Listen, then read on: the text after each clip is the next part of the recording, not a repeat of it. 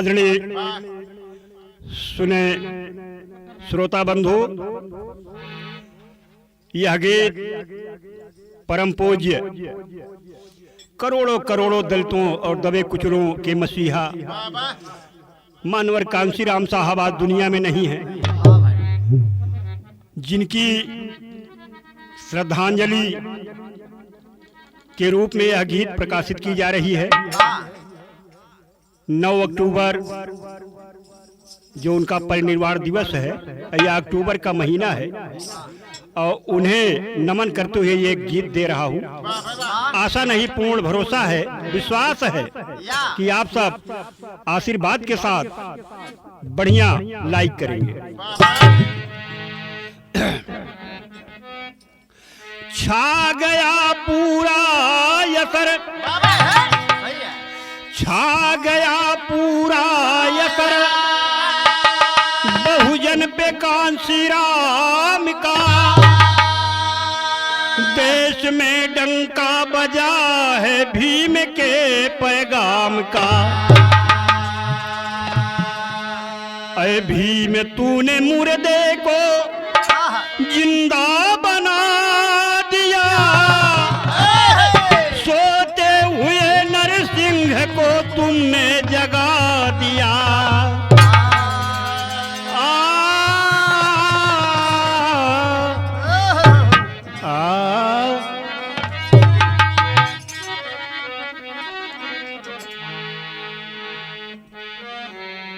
Master साहब एक गीत का इशारा कर रहे हैं। भजन है कि प्रभुआन बसे वृंदावन में, मेरी उम्र बीत गई गोकुल में। इसी भाव में कहना है मानवर कांशीराम साहब को नमन करता हूँ।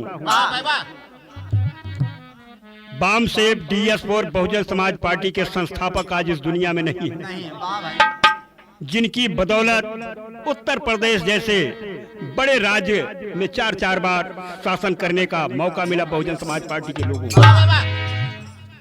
इसलिए गीत में कहना है, उन्हें श्रद्धांजलि अर्पित करता हूं गीत के माध्यम से कि बहुजन के मसीहा कांशीराम,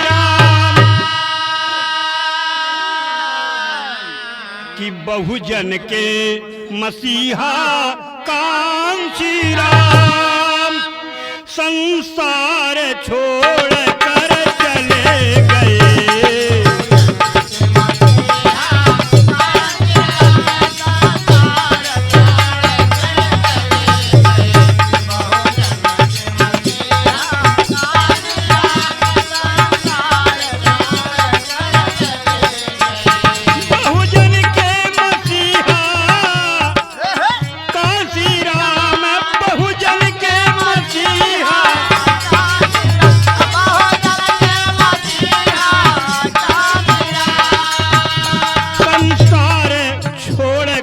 चले गए।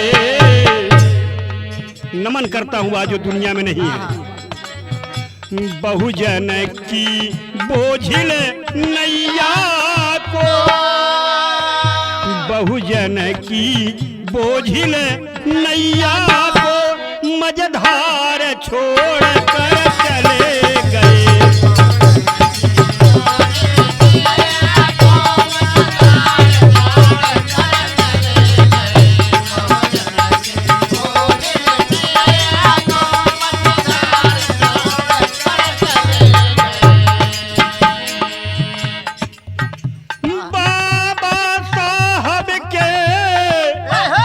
सपनों को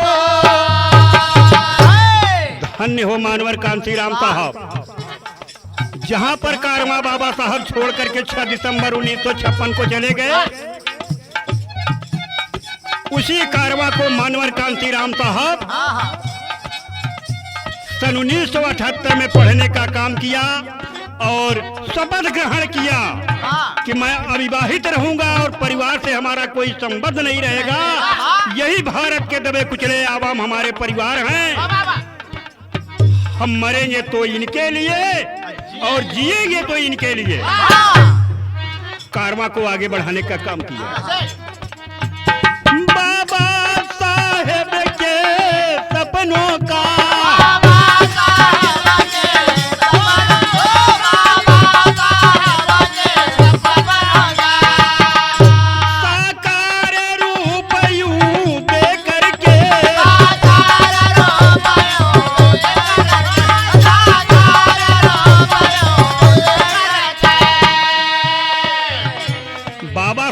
नहीं देख पाए, एक सपना सजा करके दुनिया से चले गए।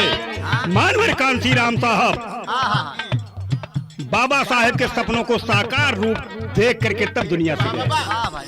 इसलिए कहना है बाबा साहब के सपनों का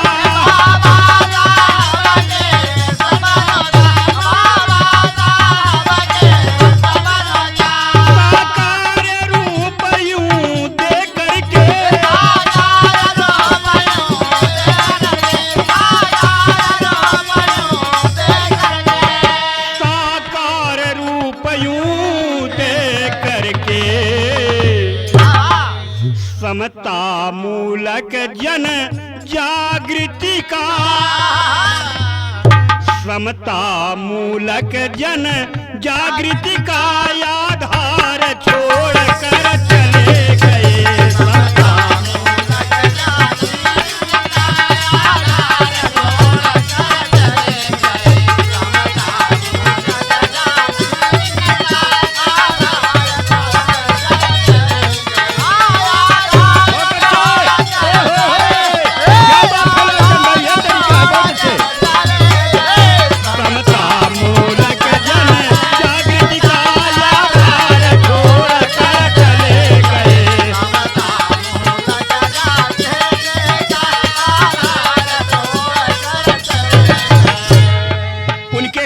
चंद शब्दों में बताता हूं कि वो कितने बड़े साहसी थे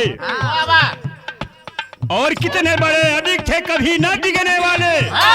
नाना यातना झेल करके धन्य हो मानवर कांसी राम साहब, जो मुर्दे की कोट पहन करके ठंडी काटा हो। आए दबे कुचले समाज बहुजन समाज के लोगों, गर्व करो। आज जिनकी बदौलत सर ऊंचा करके चल रहे हो वो कोई और नहीं मानवर कांसी राम साहब थे। पैदल चल करके, पैदल चल कर शोषित समाज,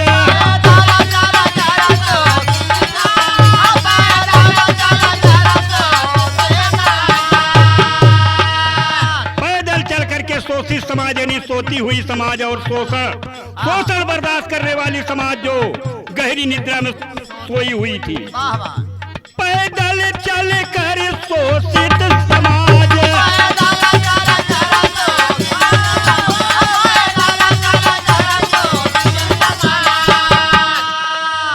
कोया पे जगाया करते थे।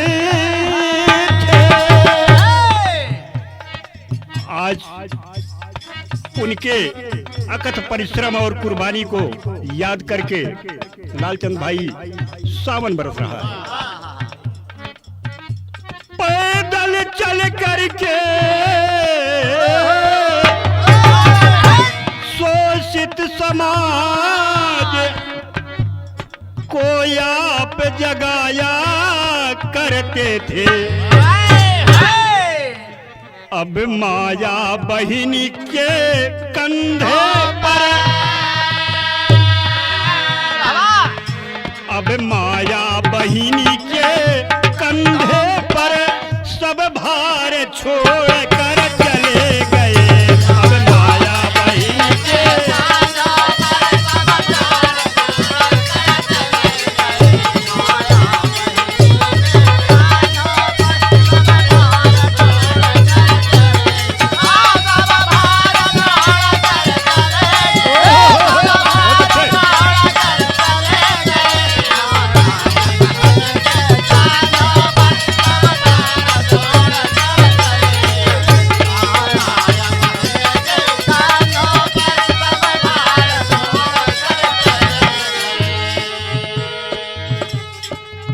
आगामी 9 अक्टूबर को मानवर कांशीराम साहब का 19वां परिनिर्वाण दिवस मनाया जाएगा। मैं उन्हें इस माहेंद्री स्टूडियो परमादड़ी भाई शशांक प्रजापति के सौजन्य से देख रेख में उनके अमरनाथ चंचल और अपने सभी साथियों के साथ उन्हें मैं श्रद्धांजलि अर्पित करता हूं गीत के माध्यम से। और कहना है, अरे सन 2006 ईस्वी में, सन 2006 ईस्वी में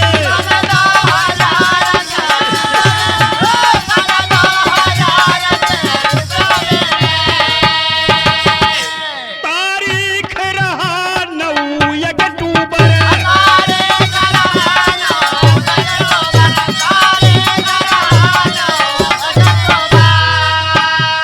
तारीख रहा 9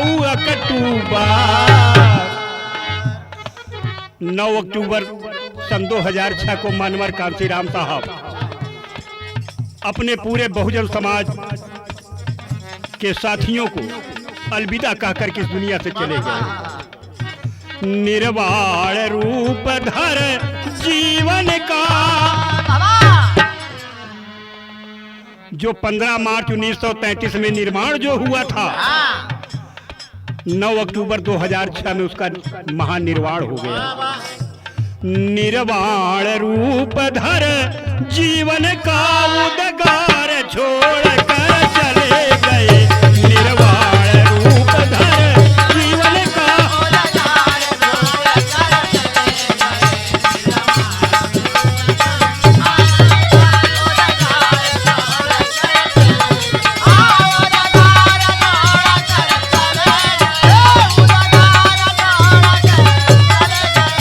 बहुजन के मसीहा कांशीराम संसार छोड़ कर चले गए।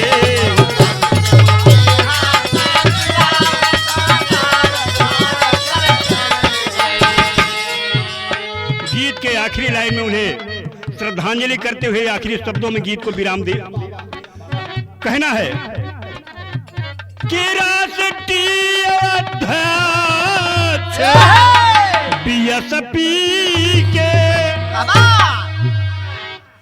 राष्ट्रीय अध्यक्ष बीएसपी के,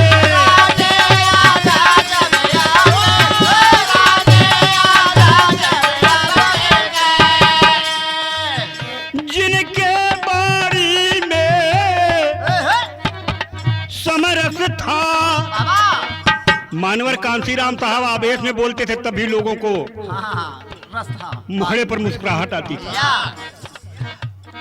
इतना प्यार भरा उनका शब्द होता था। राष्ट्रीय अध्यक्ष बीएसपी के,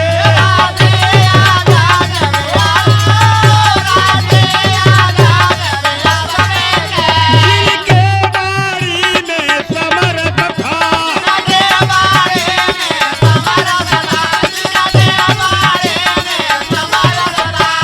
जिनके बारी में समरस था। चंचल के मुख से गाने का, ई चंचल के मुख से गाने का धम्मसार छोड़ कर चले गए। चंचल के